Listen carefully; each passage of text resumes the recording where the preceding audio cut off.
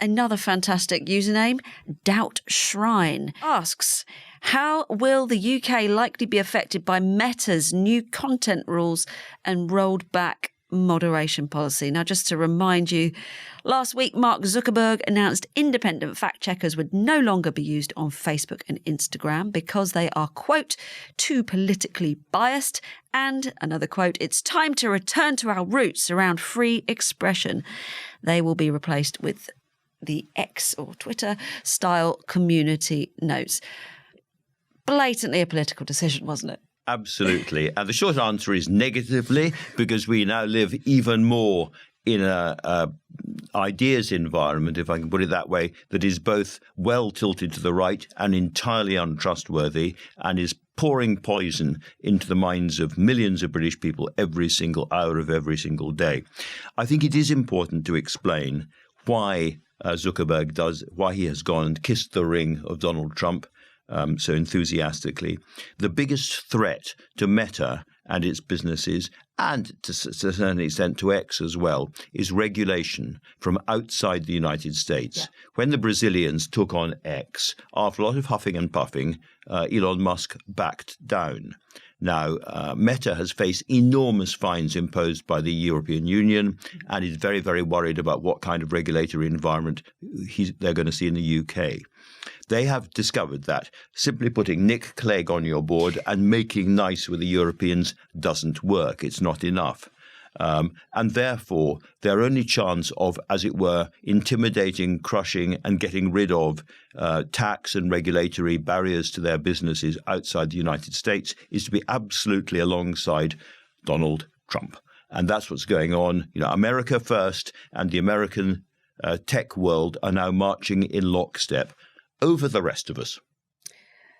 Yeah, basically all of that. I mean, the question specifically is on how will the UK be affected. The fact-checking, the withdrawal of fact-checking, that's happening in the US first. So initially that will affect us less, although I'm not quite sure how it's going to work if you're in the UK reading US content. I'm not really sure how we're going to stop fact checking and go for community notes in the US first and leave it as it is everywhere else. The content moderation though is global, and there are all kinds of things that you will now be able to say about people, horrible things you'll post about people on Facebook that Facebook won't take down.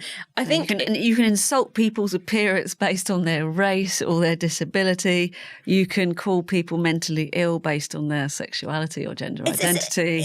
It's weird that they've kind of documented all the things you can now do. It's almost like sort of come and have a ball. Encouragement, yeah, come at us.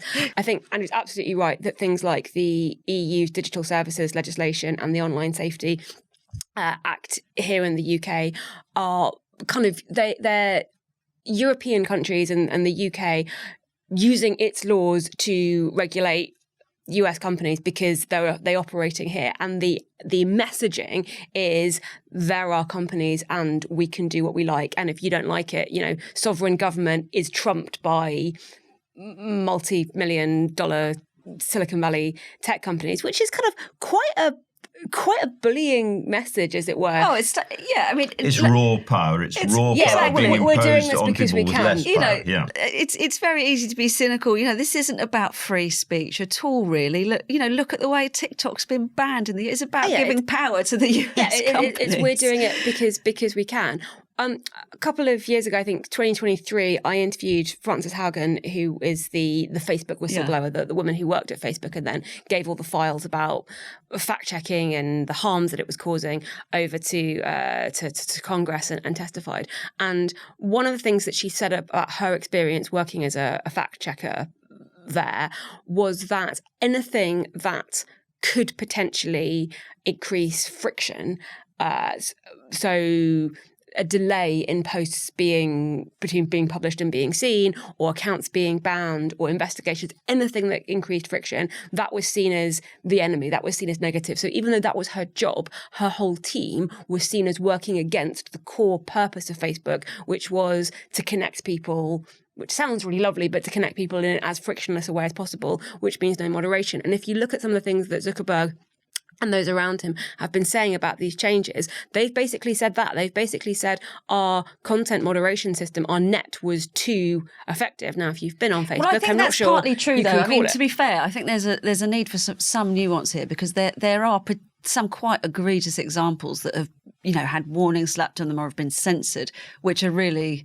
Well, it's their so argument. biased towards a liberal, progressive world. I mean, too much so, one could argue. I mean, there's some of them. Are we using different Facebooks, Hannah? Because some of the abuse that I've seen on Facebook, even with the current moderation practices, like there's quite a lot of content that gets through that is really quite. Well, I hardly use it anymore, but certainly there are well publicised examples which are odd that have been moderated. Well, that's all I would say. Bias in the fact checkers, and that is sort of the argument for the fact checking bit.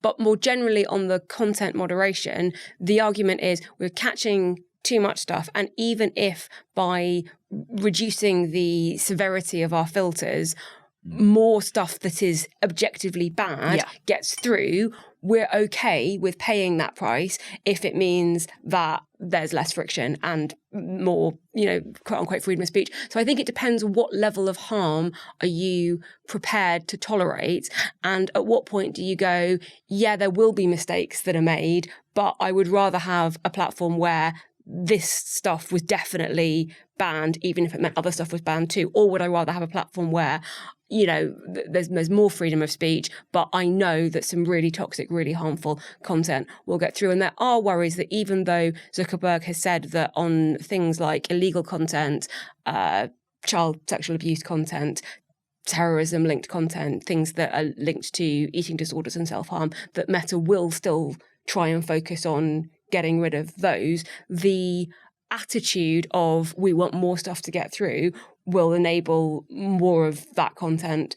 And that's something that people who use it, particularly people who have children who use it, might want to think about. I'm staying silent because I'm not on Facebook and never have been. I'm barely on it. I am just very, very nostalgic for the days when I started my day with a cup of coffee, a cigarette and a newspaper.